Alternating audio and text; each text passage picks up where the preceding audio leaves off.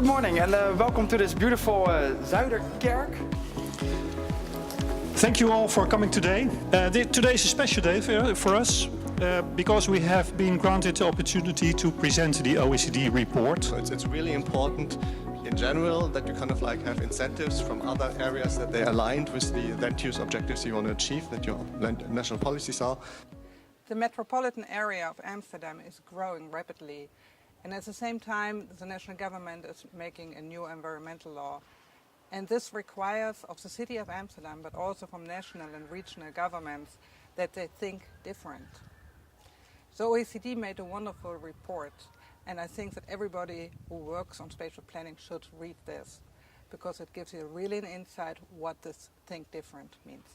The point is there's two types of policies. One type of policies that are specifically targeted to improve land use outcomes, like spatial planning, certain environmental regulations, for example. And then there's a certain amount of policies which are taken for other purposes and then have an indirect effect on land use outcomes. And that's, for example, typically fiscal policies. And now the problem is that very often the incentives you get from these other policies that don't specifically target the land use outcomes, they often give incentives that go directly against what the urban planners want to achieve on the land use outcome side. I would like to start out with this chart because that shows the system in which planning in the Netherlands is operating. So what we see up here is a diagram that displays the Dutch planning system. And I think we can see a few things on this diagram. I mean, first of all, we see it's a fairly complex system. To be honest, it's the most complex system I've ever encountered. So we are also recommending to use a broader arsenal of tools, in particular to use fiscal instruments.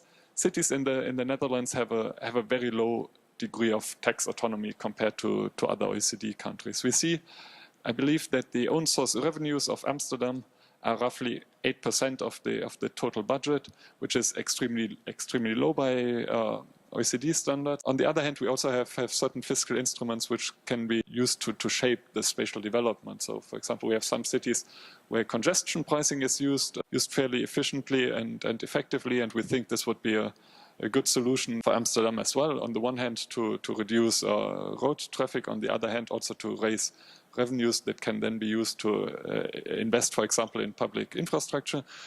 But of course, this requires, it's not something that the city of Amsterdam on its own can decide, but that requires the cooperation between all levels of governments. Yeah, the question is how can this be funded? So could a congestion charge, for example, be a source of revenues for that? We also think it's important that the metropolitan governance in the region is strengthened, and I think it's very important to be precise what we mean by this, because in general we think, and that was the feedback that we got during our study visit here, we think that cooperation actually works quite well. So whenever you give recommendations to change something that works quite well, it's of course you have to be careful not to destroy what is working well. So we do not recommend any radical reforms, but we think it's important that the fiscal capacity increases slowly over time, that the visibility and the public engagement of the metropolitan region goes up, because we think if there are truly metropolitan solutions for problems are necessary, it's also important that there's a public buy-in. So the public needs to understand that it's part of a metropolitan area, and that no local government on its own can solve all the problems that the metropolitan area has and all the challenges that it faces. So it's important actually to create this awareness of being part of a metropolitan region and being part of not only the local community, but of this bigger urban agglomeration. We think it's an efficient mechanism to set mutual targets and commit to achieving them, and then monitor this voluntary commitments.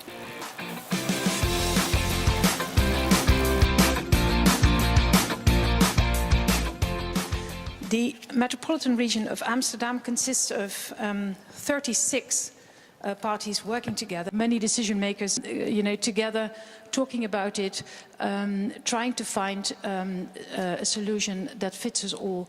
And I think it's a tradition that's very much based on our culture. We are on the provincial level, also on the regional scale, trying to merge these challenges into strategic visions, and then the MRA agenda is now going to be evaluated, and we're trying in this next period of time, the coming years, we're trying to make a new agenda facing these challenges. And as the OECD has pointed out, maybe we should look into our governance. Is this still going to work with these big challenges ahead?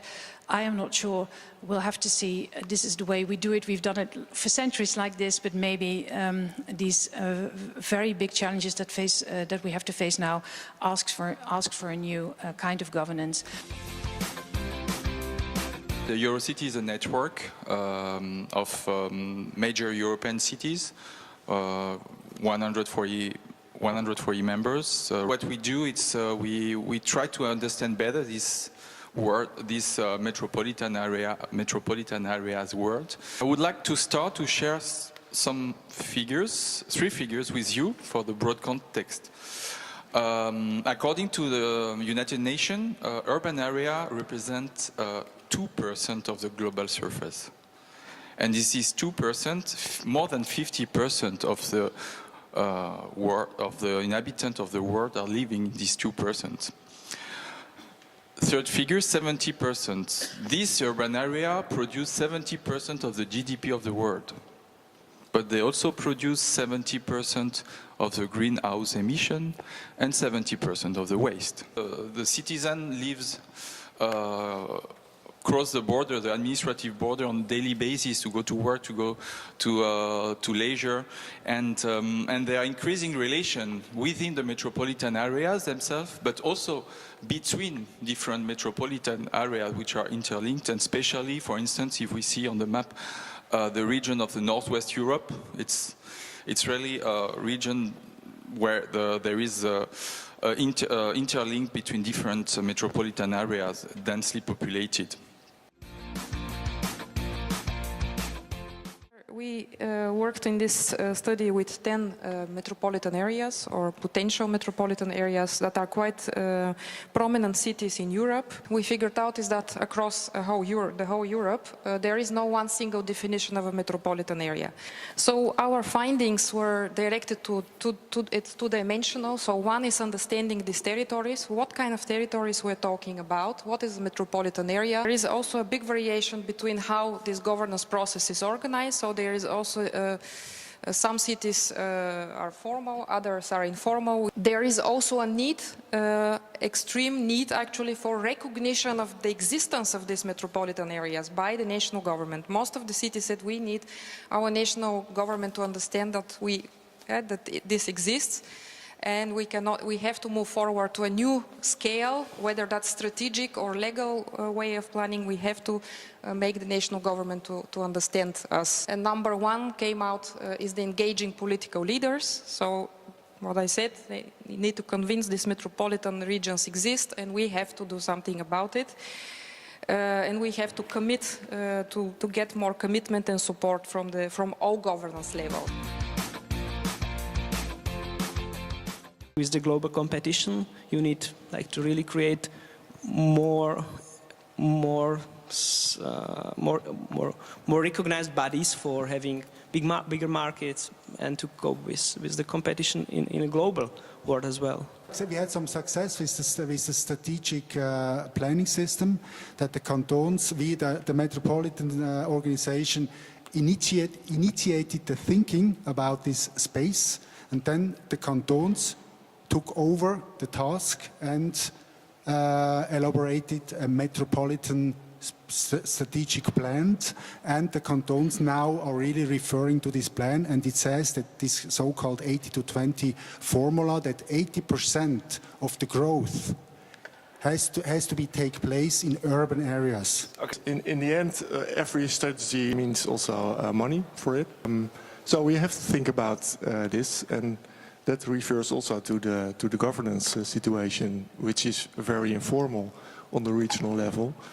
I think when we put more, well, in Amsterdam we have an equalization fund, maybe you have to think about an equalization fund on the regional level, that it means something for your governance as well. Until now, there is no governance body at the metropolitan level, but what we did is to start to cooperate more on project-based or more also on thematic-based. So there is a cooperation, for instance, to manage the forest, which is interregional.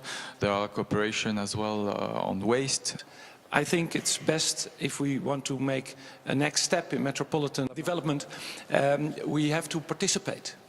We have to participate as central government as well. In the Netherlands we need 1 million extra houses, 75 to 80,000 per year. The responsibility for the locations and where to build the houses, that's all for the municipalities and the regions. If you want to build that much houses here in Amsterdam or in the region around Amsterdam, you have to invest in the mobility system. That's necessary. You can't do it without. And that's a responsibility for the central government. So you have to join forces to get the job done. Sometimes there's a lot of talking. So maybe some less talking, like in other cities, could be do more.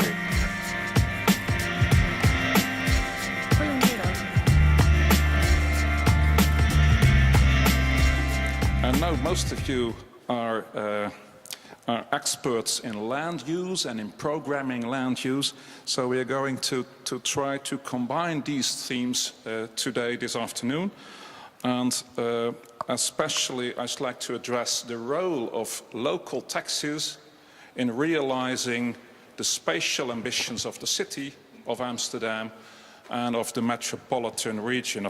Controlling the design of space by controlling land use via local tax is possible, but that will require adjustments in the local tax system. The national government in the Netherlands had plans to reform the Local Tax Act, but that did not pass. And the fiscal reality is that visitors, they benefit from the services of the city, paid by the Amsterdammers, paid by the inhabitants of the city, without having to pay any contribution.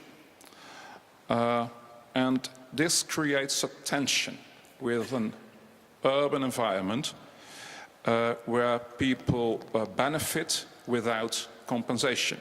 Amsterdam municipal authorities opted to introduce tourist tax for cruise passengers, for instance. So there's also a larger amount of money for the city.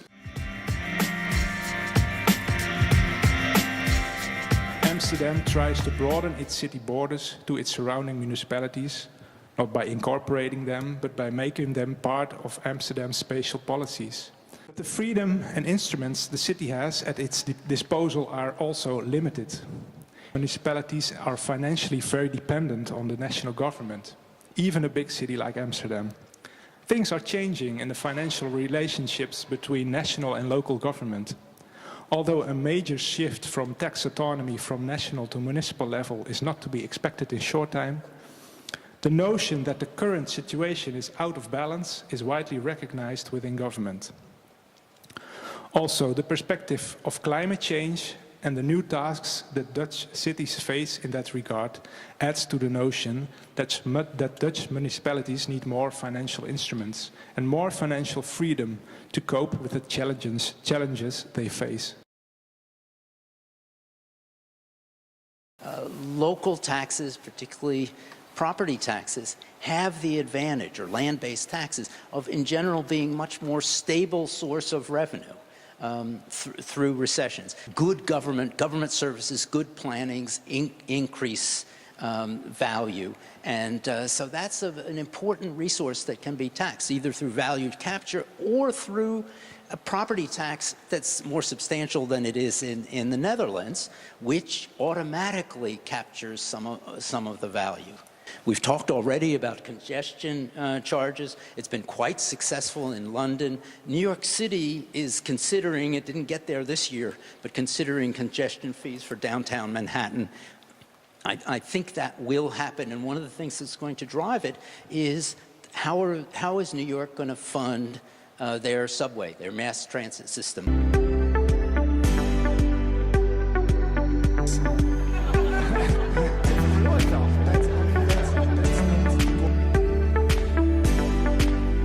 So the tax is not the only income we get. We own the energy company, Helsinki Energy. We now own the ports and harbors, which also produce income. So we have different sources of income, and municipal tax is one of those. This concerning competition, and I have a short answer in a way, so what? I mean, why not compete a bit to a certain degree? And the question then, of course, is where do you compete? Do you compete with taxes, or do you compete with within some policy fields? And I think in Switzerland we have a very similar tax system as in the States. The municipalities, they have taxes on income and property, and in this way they are more autonomous than maybe the Dutch municipalities. But many people, and also from abroad, also companies, by the fact, Google, for instance, was coming to Zurich not because of the low taxes, but because of the education system and the living quality, and maybe also because of the high income, personal income.